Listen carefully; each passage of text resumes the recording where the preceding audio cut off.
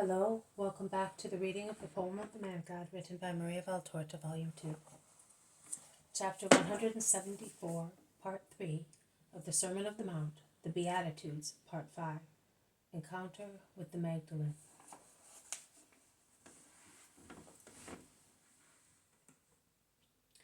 Now Jesus speaks, 12th August, 1944. Jesus says, "Look and write. It is the gospel of mercy that I give to everybody, and in particular to those women who will recognize themselves in the sinner, and whom I invite to follow her in her redemption." Jesus is standing on a rock and is speaking to a large crowd. It is a mountainous place, a lonely hill between two valleys. The top of the hill is shaped like a yoke, or rather like a camel's hump, so that a few yards from the top there is a natural amphitheater where voices resound clearly as in a well-built concert hall. The hill is all in flower. It must be summer.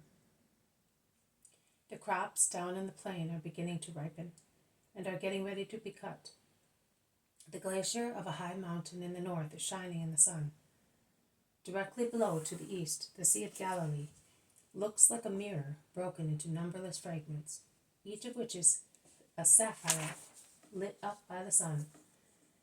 Its blue gold twinkling is dazzling, and it reflects a few fluffy clouds in a very clear sky, and the shadow of some swift sails.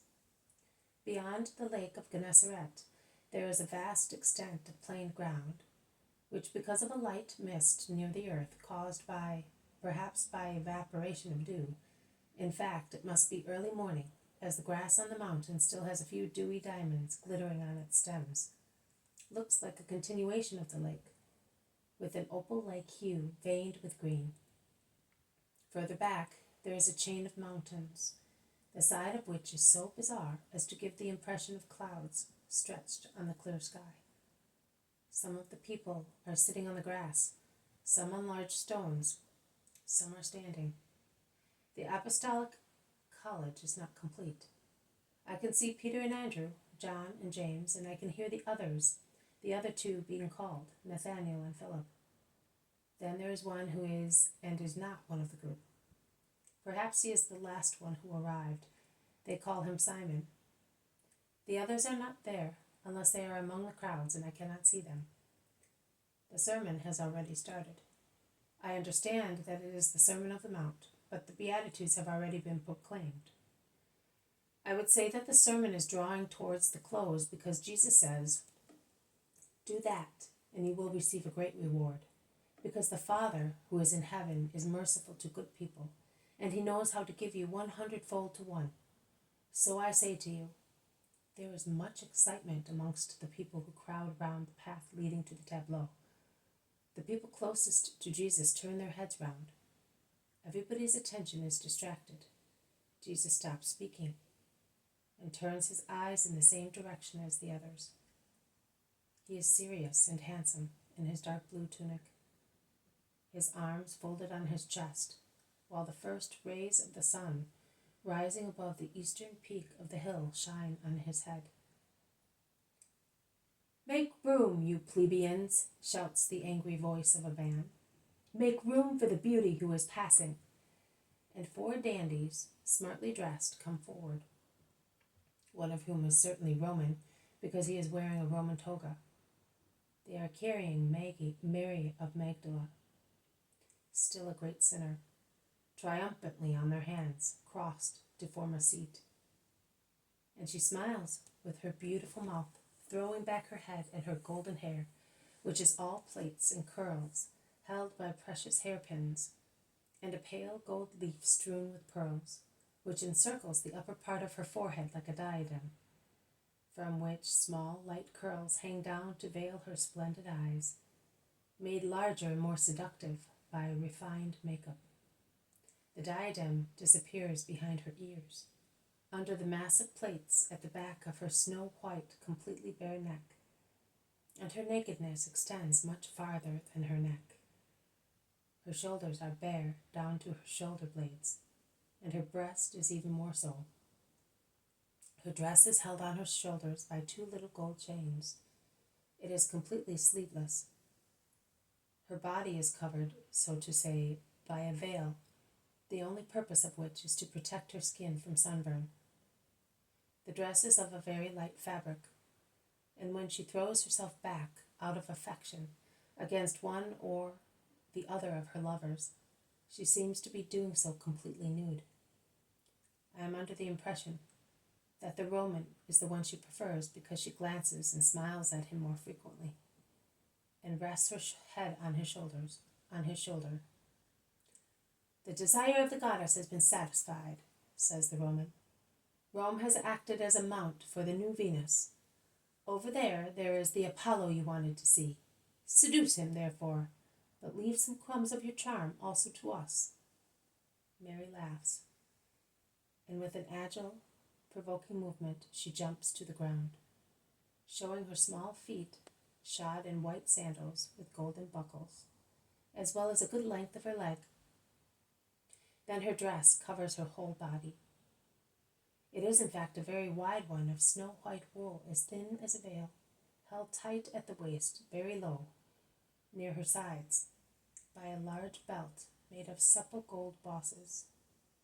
And she stands on the green tableland, where there is a vast amount of lilies of the valley and wild narcissi, like a flower of flesh, an impure flower, which has opened there by witchcraft. She is more beautiful than ever. Her tiny purple lips seem a carnation opening on the whiteness of her perfect set of teeth. Her face and body would satisfy the most exacting painter or sculptor, both because of her complexion and her figure, with her broad breast, her perfectly sized sides, her naturally supple, slender waist, as compared with her sides and breast.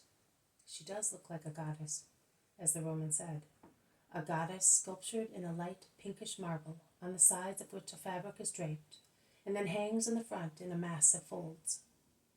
Everything has been devised to please. Jesus stares at her, and she defiantly resists his look, while she smiles and twists lightly as the Roman tickles her, running on her bare shoulders and breast a lily picked among the grass. Mary, with affected indignation, lifts her veil, saying, "Have respect for my innocence," which causes the four to burst into a guffaw. Jesus continues staring at her. As soon as the noise of the laughter fades away, Jesus resumes speaking, as if the apparition of the woman has kindled the flame of the sermon, which was losing intensity in its conclusion, and no longer looks at her. He looks instead at his audience, who seem embarrassed and scandalized at the event. Jesus says, "I told you to be faithful to the law, to be humble and merciful, to love not only your brothers by the flesh, but also those who are brothers because they were born, like you, of man. I told you that forgiveness is better than hostility, that compassion is better than stubbornness.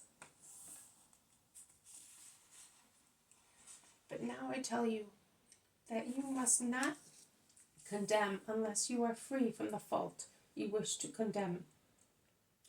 Do not behave like the scribes and Pharisees, who are severe with everybody except themselves, who call impure what is exterior and can only contaminate what is exterior, and then they receive impurity in the very depths of their hearts. God does not stay with the impure, because impurity corrupts what is the property of God, souls, and in particular the souls of children who are angels spread over the earth. Woe to those who tear off their wings with the cruelty of devilish beasts and throw those flowers of heaven into the mire by letting them taste the flavor of material things. Woe! It would be better if they died, struck by thunderbolts, rather than commit such sin. Woe to you, rich and fast-living people, because it is amongst you that the greatest impurity thrives, and idleness and money are its bed and pillow. You are now sated. The food of concupiscence reaches your throats and chokes you. but you will be hungry, and your hunger will be terrible, insatiable and unappeasable forever and ever. You are now rich. How much good you could do with your wealth. Instead, you do so much harm both to yourselves and to other people. But you will experience a dreadful poverty on a day that will have no end. You now laugh. You think you are triumphing, but your tears will fill the ponds of Gehenna, and they will never cease. Where does adultery nestle? Where does the corruption of young girls hide? Who has 2 or 3 licentious beds, in addition to his own matrimonial one, on which he squanders his money and wastes the strength of a healthy body given to him by God, that he may work for his family, and not to wear himself out through filthy unions, which place him below unclean beasts? You heard that it was said, "You shall not commit adultery." But I tell you that he who looks at a woman lustfully, that she who wished to go with a man, has already committed adultery in his or her heart, simply by that. There is no reason which can justify fornication, none. Neither the abandonment nor the repudiation of a husband, nor pity for the repudiated woman. You have one soul only.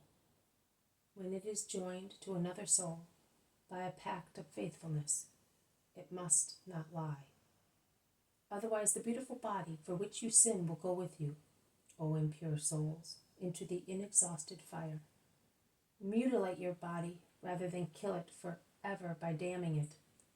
Come to your moral senses, O rich men, verminous sinks of vice, so that you may not disgust heaven. Mary, who at the beginning listened with a face which was a dream of allurement and irony, sneering now and again, at the end of the sermon becomes livid with rage. She realizes that although Jesus does not look at her, he is speaking to her. She becomes more and more livid and rebellious, and at last can resist no longer.